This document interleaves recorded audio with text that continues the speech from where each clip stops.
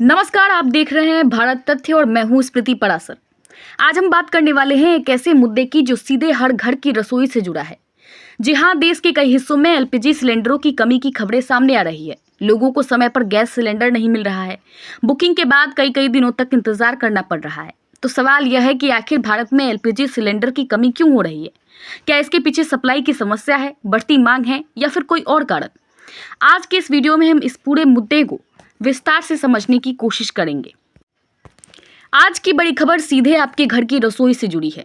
मध्य पूर्व में चल रहे ईरान इजराइल युद्ध का असर अब भारत तक पहुंच चुका है। खबरें सामने आ रही हैं कि गैस सप्लाई प्रभावित हो रही है और कई जगहों पर एलपीजी सिलेंडर की कमी देखने को मिल रही है। आखिर ऐसा क्या हुआ कि हजारों किलोमीटर दूर हो रहा युद्ध भारत की रसोई तक असर डाल रहा है? क्या सच में ईरान ने भारत को गैस सप्लाई रोक दी है? और इस संकट का भारत की अर्थव्यवस्था और आम लोगों पर क्या असर पड़ सकता है? आज के इस वीडियो में हम इस पूरे मामले को विस्तार से समझेंगे। दरअसल मध्य पूर्व दुनिया के सबसे बड़े तेल और गैस उत्पादन क्षेत्रों में से एक है। जब यहाँ युद्ध शुरू होता है तो उसका असर पूरी दुनिया के ऊर्जा बाजार पर पड़ता है। 2026 में तनाव बढ़ने के बाद फारस की खाड़ी का एक बेहद महत्वपूर्ण समुद्री रास्ता स्ट्रेट ऑफ हॉर्मुज गंभीर रूप से प्रभावित हो गया है। यह वही समुद्र मार्ग है जिससे होकर दुनिया के लगभग 20% तेल और गैस की सप्लाई गुजरती है। युद्ध के दौरान जहाजों पर हमलों और सुरक्षा खतरे की वजह से कई तेल और गैस टैंकरों ने इस रास्ते से गुजरना बंद कर दिया। परिणाम यह हुआ कि दुनिया भर में तेल और गैस की कीमतें तेजी से बढ़ने लगी। अब सवाल उठता है कि इसका भारत पर असर क्यों पड़ा? असल में भारत अपनी जरूरत की एलपीजी बड़ा हिस्सा मध्य पूर्व देशों से आयात करता है। जब युद्ध के कारण समुद्री रास्ते बाधित हो गए तो गैस की सप्लाई में भी रुकावट आने लगी। रिपोर्ट्स के अनुसार युद्ध के कारण एलपीजी और एलएनजी की शिपमेंट में बाधा आई है और इसी वजह से भारत में सप्लाई पर दबाव बढ़ गया है। इसका असर सबसे पहले होटल, रेस्टोरेंट और कमर्शियल गैस उपभोक्ताओं पर पड़ा।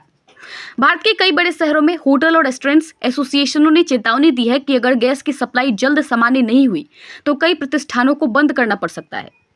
मुंबई, बेंगलुरु और चेन्नई जैसे शहरों में कई रेस्टोरेंट पहले ही गैस की कमी का सामना कर रहे हैं। कुछ जगहों पर होटल मालिकों को लकड़ी के चूल्हे या वैकल्पिक ईंधन का सहारा लेना पड़ रहा है। अगर यह संकट लंबा चलता है तो इसका असर खाने पीने की कीमतों पर भी पड़ सकता है। फिलहाल सरकार ने कोशिश की है कि घरेलू उपभोक्ताओं पर इसका असर कम से कम पड़े। रिपोर्ट के अनुसार सरकार ने गैस की सप्लाई को सबसे पहले इन क्षेत्रों को प्राथमिकता देने का फैसला किया है: घरेलू रसोई गैस, अस्पताल, शैक्षणिक संस्थान और आवश्यक सेवाएं। इसके अलावा लोगों से अपील की गई है कि घबराकर ज्यादा सिलेंडर बुकिंग ना करें, क्योंकि अचानक ज्यादा बुकिंग होने से कृत्रिम कमी की स्थिति पैदा हो सकती है।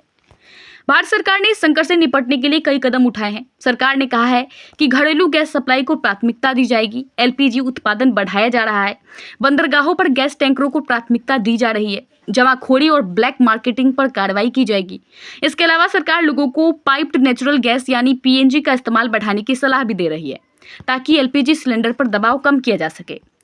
विशेषज्ञों का मानना है कि अगर मध्य पूर्व में युद्ध लंबे समय तक चलता है तो इसका असर केवल एलपीजी पर ही नहीं बल्कि पेट्रोल, डीजल और बिजली की कीमतों पर भी पड़ सकता है, क्योंकि ऊर्जा बाजार आपस में जुड़े हुए हैं। लेकिन अच्छी बात यह है कि भारत के पास कुछ समय के लिए रणनीतिक तेल और गैस भंडार मौजूद है, जिससे तत्काल संकट को टाला जा सकता है। तो कुल मिलाकर कहा जाए तो ईरान इजराइल युद्ध का असर अब वैश्विक ऊर्जा बाजार के जरिए भारत तक पहुंच चुका है। हालांकि सरकार स्थिति पर नजर बनाए हुए है और कोशिश की जा रही है कि आम लोगों को ज्यादा परेशानी ना हो। लेकिन अगर युद्ध लंबा चलता है तो आने वाले समय में गैस और ईंधन की कीमतों पर असर देखने को मिल सकता है। अगर आपको यह वीडियो जानकारीपूर्ण लगा हो तो वीडियो को लाइक करें, चैनल को सब्सक्राइब करें और ऐसी ही महत्वपूर्ण खबरों के लिए जुड़े रहें भारत तथ्य के साथ।